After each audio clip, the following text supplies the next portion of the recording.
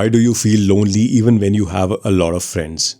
Even when your phone is full of names, your weekends are never empty. People keep inviting you to their places, you laugh, you shop together, you talk, you have long conversations, you belong to fun groups, and yet somewhere inside you, you feel alone. Not alone because there is nobody there, alone because nobody seems to be there with you. When you say, I feel lonely, people immediately think that you need more people. More friends, more plans, more trips, more conversations.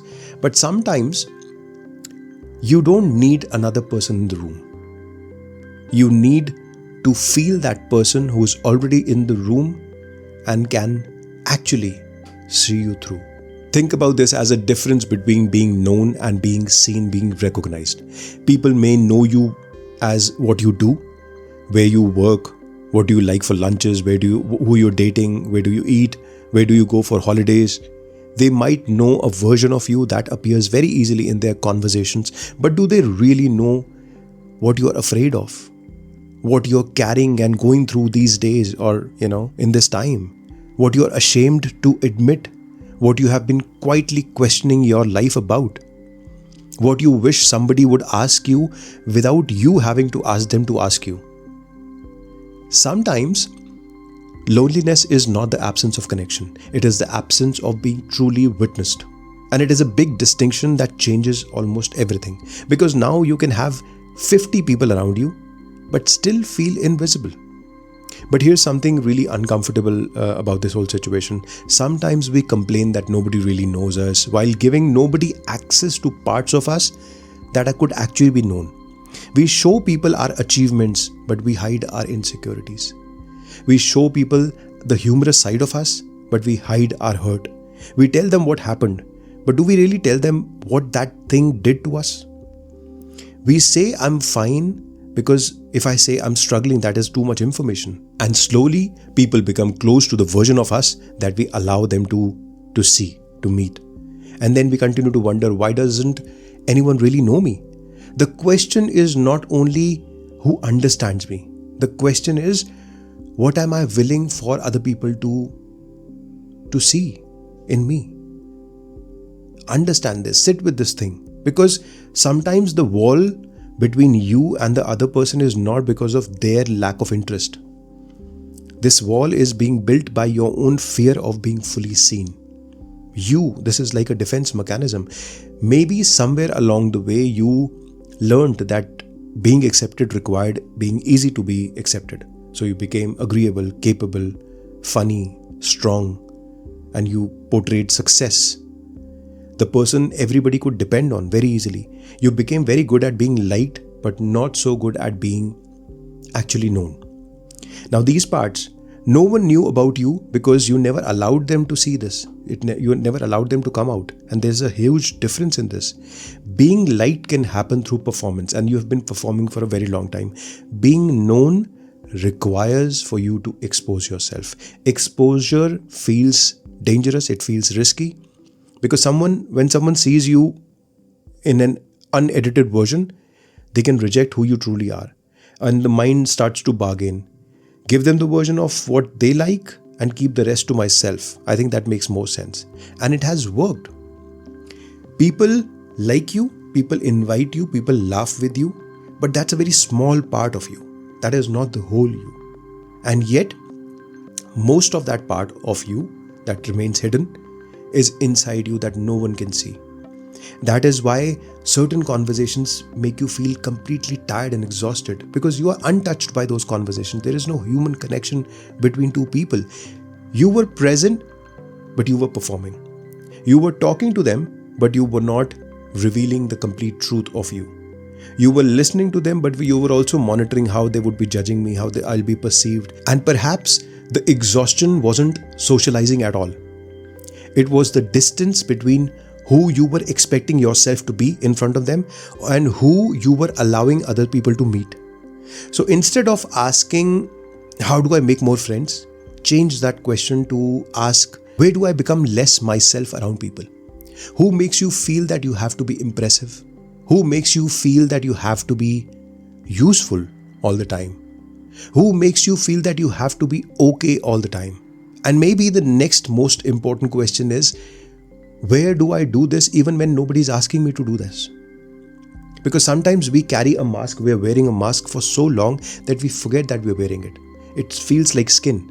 And then we blame the world to not see our face, not recognize us. Real connection asks for something very ordinary but very difficult.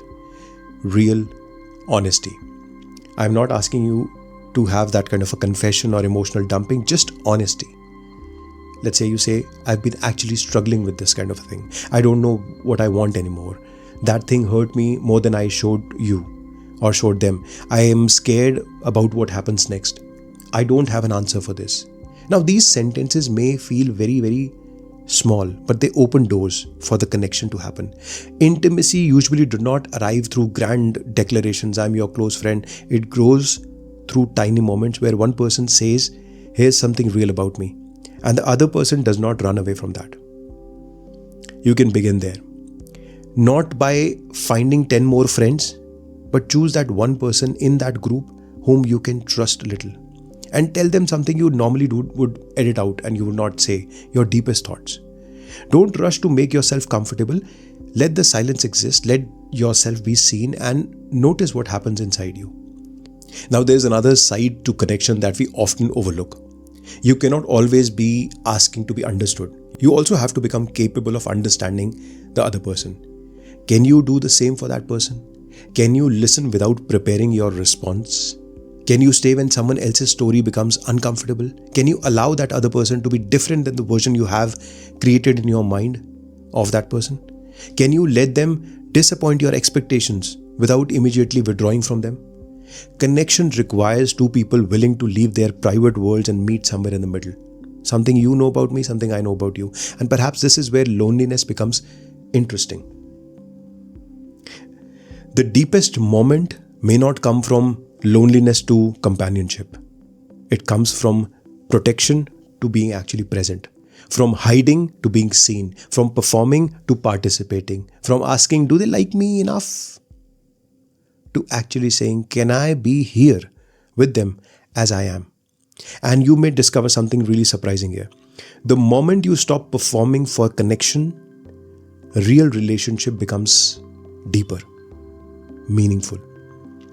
Some may feel uncomfortable, some may even quietly disappear from your life, but that does not mean that you failed. Sometimes authenticity doesn't create more relationships. Sometimes it reveals which relationships had enough room for you to exist the way you are. So tonight, before you tell yourself that you need more people, ask yourself this one question. Is there anyone in my life who knows the version of me that I do not show to everyone around? And if the answer is no, maybe the search for a new person is not a valid one. Begin by becoming a little more visible to people who are already there. Because maybe the opposite of loneliness is not being surrounded. It is being received. To have someone sit beside you and for you not to be performing when somebody does. To speak and not have to translate yourself to please them. To be quiet and not feel forgotten. To be imperfect and still be belonging. And perhaps there is even a deeper place for you to arrive at. A place where you stop asking the world, does anyone really see me? And you start asking this question to yourself, am I willing to see myself? Because the relationship you have with yourself, it teaches you what kind of presence you can tolerate from other people. If you keep abandoning your own feelings, you may keep searching for people who will rescue you from them. If you keep hiding from yourself, being seen by someone else may feel strangely threatening. When you can sit with yourself without the performance, without fixing yourself, without the need to become someone else, something changes. And from that place, connection becomes less about finding more people who can, fill your missing pieces, complete your missing pieces, and more about meeting people without you having to disappear. Perhaps you don't need a bigger circle. Perhaps you need a little less distance between who you are and who you allow the world to see or meet.